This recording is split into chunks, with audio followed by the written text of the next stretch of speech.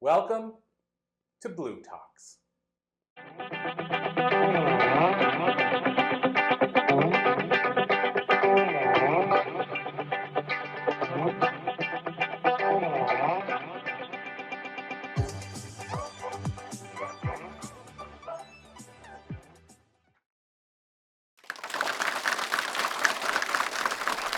Hello everyone, I'm honored standing on the University of Alberta stage.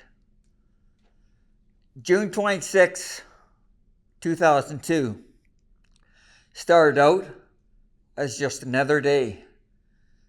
I traveled to the Ponoka Stampede, one of the 5th biggest rodeos in North America. It was scorching hot outside. The last thing that I remember was set my rope in the chute on a bull named Real Handy. They opened the gate. I lost my balance and my head smashed the bull's head twice.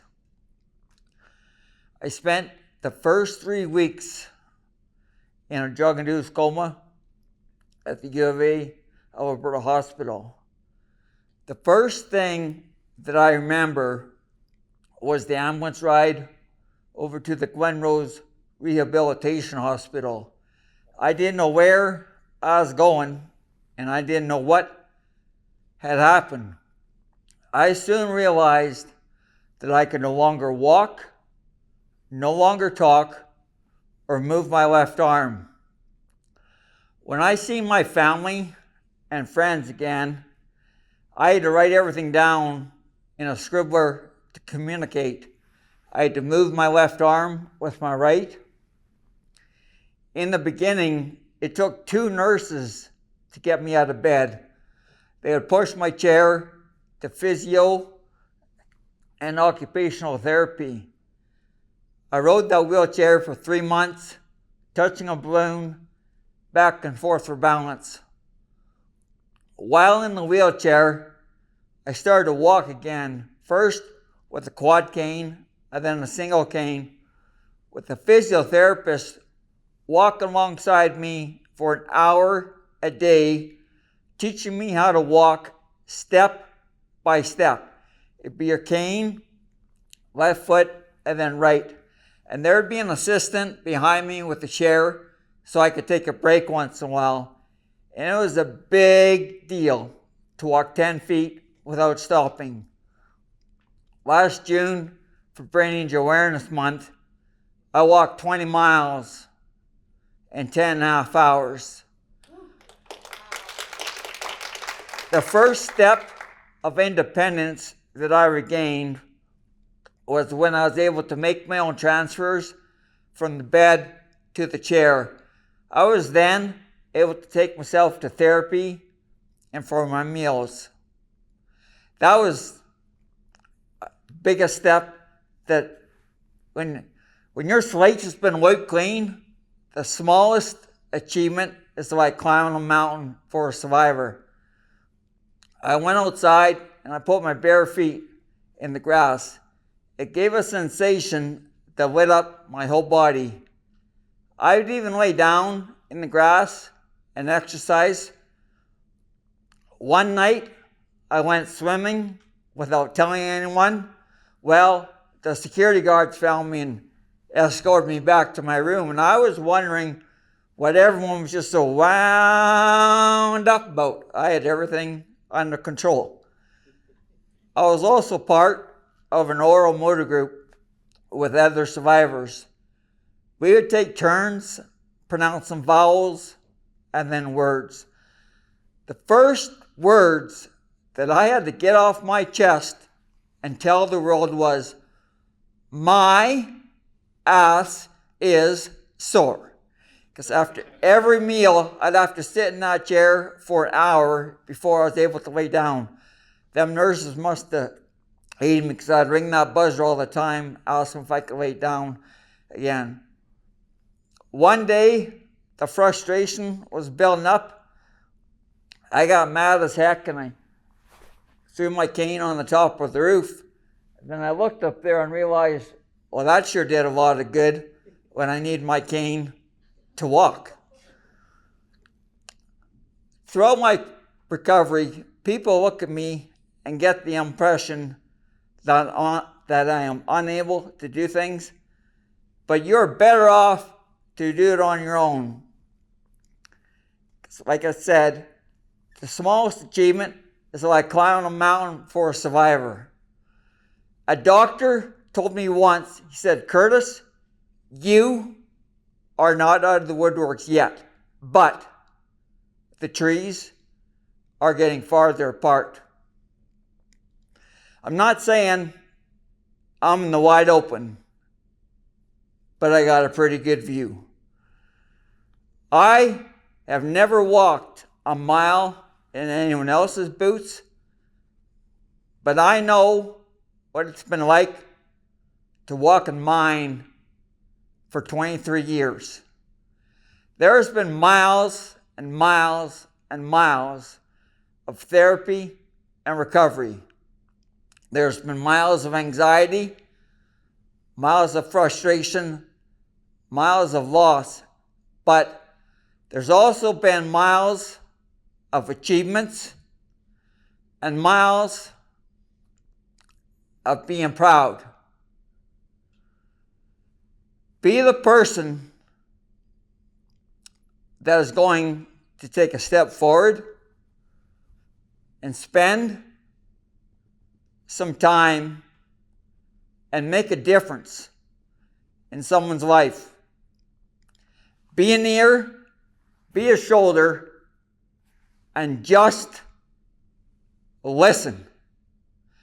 Don't say a word, just listen. On April 26th, I lost my brother to suicide.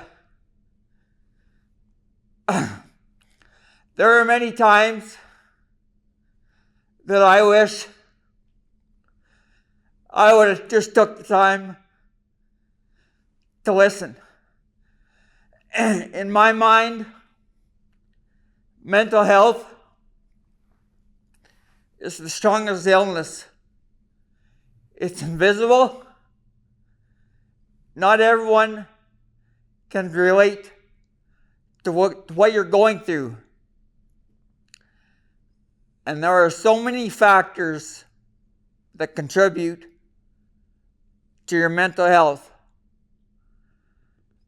And sometimes people say, well, go talk to someone. Well, sometimes it's just not that easy to go pour your heart out.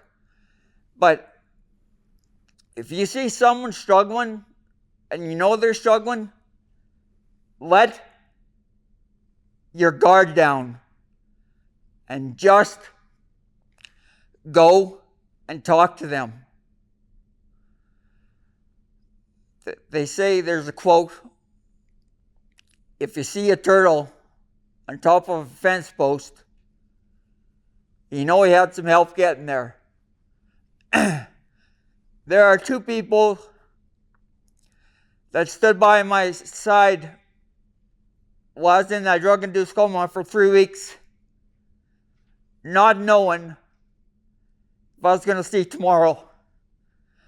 And that would be my mom and dad. And there's nothing more powerful than family. Because they are there, well, through thick and thin. And it doesn't matter, when my brother passed, and I said to my dad that I loved him, and honestly, that might have been the first time I said that. And I'm 50 years old. So, well, there's nothing more important than family, but I've climbed a few mountains, but I've walked and I've crawled through a lot more valleys. But it's those valleys that build character, build resilience. And it's those valleys, that is where you find out how strong you are and what exactly that you are made of. There's a quote that says, rock bottom will teach you a lot more than any mountaintop. I speak at some places where there are survivors, and they can hit home with my story, because people say, well, you can only get so far with determination, dedication, confidence, commitment, courage, strength, and patience is a choice until it is the only choice that you have. I had no other choice but to get better. And I said a goal at the beginning, I want to make a recovery. I mean, I'll be making a recovery for the rest of my life. Last year, my toes in my left foot, they never moved a whole heck of a lot, but last year, they started moving again, and that was after 21 and a half years. So it doesn't, when you set a goal, don't set a timeline. Your timeline is when you achieve that goal. That's when the timeline ends. And one of the most important parts, your recovery is 50%. Having someone there to support you and walk through you when times are tough, or if you just need someone to talk to. But some of the biggest achievements that I had, okay, I'd like everyone to touch the fingers to your thumb on one of your hands. So that took you a couple seconds.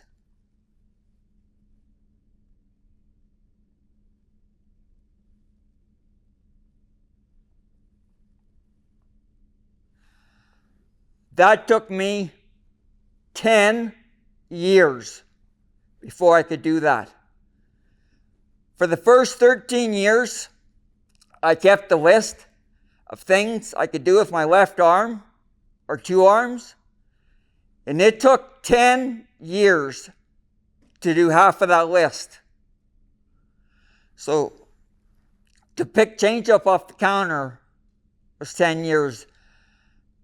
And I mean, it would take you guys 30 seconds to do a push-up, but it was 16 years before I could do that. So it's, when your slate has been wiped clean, you learn to appreciate every single thing that you can do.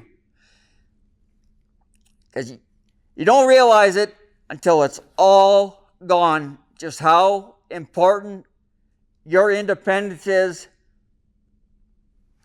to your well-being. And there's being stubborn, and there's also wanting to recover, but you need both. And you have to just slow things down. Sometimes it might seem like you're not climbing mountains. Have a look back and to see where you started, and there will be mountains of difference. I talked to a lot of survivors and their family, and it's quite an honor when survivors tell you that you inspired them to never give up. You have heard some of the challenges that I faced on my journey. Don't ever think the cards are stacking up too high. That table's meant to be cleared, and just start all over again. It doesn't matter if you fall down 10 times, as long as you get up 11. And you gain strength, well, from failures or just life. You gain strength. Like, my brother's passing, I've gained strength. And there's so many avenues of your life that you're going to gain strength from. And just take the time and soak it all in. Because, after 23 years, I know the bottom line.